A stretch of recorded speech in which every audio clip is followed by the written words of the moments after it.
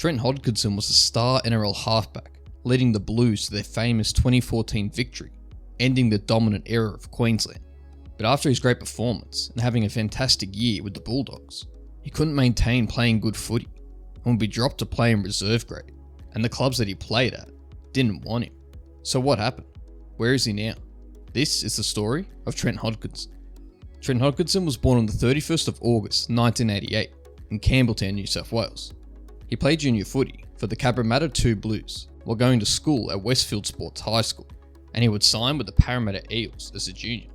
In 2007, Trent would play in the Junior Kangaroos, and he made his way up the ranks of the Eels system, playing in the SG Ball Cup and then the Holden Cup in 2008. In the middle of 2008, he signed with the Manly Sea Eagles to start at the beginning of 2009. Then, in 2010, in round 2, he would make his NRL debut for Manly, playing as halfback, going up against the Parramatta Eels.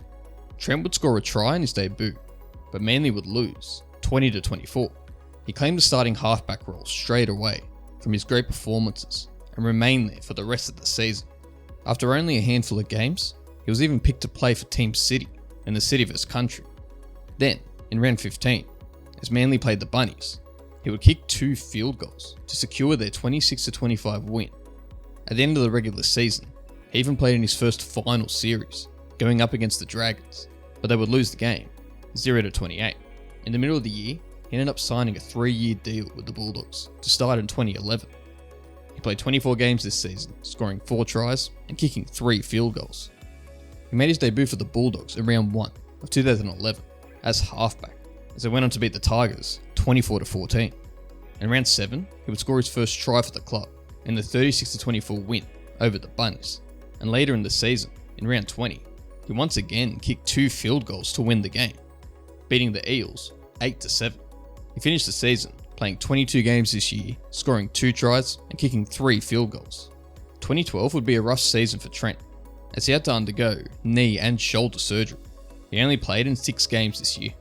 In 2013, he started the year in the New South Wales Cup and played his first NRL game in round 6 as the Bulldogs lost to the Roosters 0-38. He ended up playing the majority of the season in the first grade side and became the Bulldogs' primary goal kicker and led them into the finals, where the Dogs would lose to the Knights 6-22. He played 20 games this season, scoring 4 tries, kicking 66 goals and 3 field goals. 2014 would be Trent's best season so far. He led the Dogs as they went on a 7-win streak within the first 10 rounds of the season. His fantastic start to the season would see him get picked to play for the New South Wales Blues, making his debut in the Origin arena. And what a debut it turned out to be.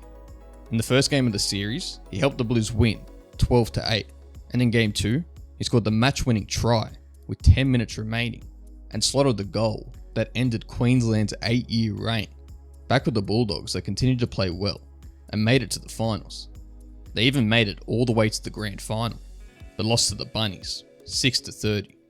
He played 25 NRL games this year, scoring 5 tries, kicking 68 goals and 4 field goals.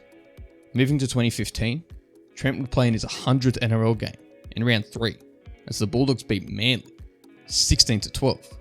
He went on to play for the Blues again in the Origin arena, but didn't have as much luck as the Blues lost the series 2-1. On the 6th of July, it was announced that Trent signed a 3-year deal with the Newcastle Knights that would start at the beginning of 2016. He finished the year playing 19 games, scoring 1 try, kicking 47 goals and 1 field goal. Trent would start 2016 as co-captain with the Knights, playing in the first round of the season. He would score his first try for the club in round 11 as the Knights lost to the Tigers 12-20. But the season didn't go well for him. He didn't get picked to play in the Origin, and the Knights finished last place on the ladder, only winning 1 game throughout the entire season. Definitely a poor way to start his time with the Knights. He played 23 games this year, scoring 1 try, kicking 47 goals and 1 field goal. With 2016 behind him, he turned to 2017 to hopefully try and turn things around, but the opposite ended up happening. And after Newcastle's round 7 6-24 loss to the Roosters, he would get dropped to the New South Wales Cup. Over the next 10 weeks, he played 5 games in the New South Wales Cup and only ended up winning 2 of them. Despite this, in round 17, he returned to the first grade side and remained here for the rest of the season. The Knights did win a few more games compared to last season, totaling at 5 wins, but they still got the wooden spoon, again, for the second year in a row. Trent would later talk about what happened when he got dropped from the first grade side, saying, "I started the year alright, and I think it might have been early into the season. I got brought into the coach's office, and he said to me, 'I want you to go back to New South Wales Cup and work on your confidence.' I was like, oh, okay." I think he felt the pressure and had to make a big call. Unfortunately for me, I took the fall for where we were at the time. This was a rough time for the Newcastle club, and was during their rebuilding phase. Trent also said, "I thought I'd go back for a couple weeks and get my confidence back," which I didn't really agree with. But 2 weeks rolled around, nothing said. 4 weeks, 6 weeks, didn't hear a thing. Walked past each other, nothing was said. 10 weeks rolled around, and I was going, what's doing here? In the meantime, there were certain things getting leaked to the media, the local media up there, that I wasn't too happy about. I know for a fact that it was coming from him. He played 17 games this season, kicking 46 goals and 1 field goal.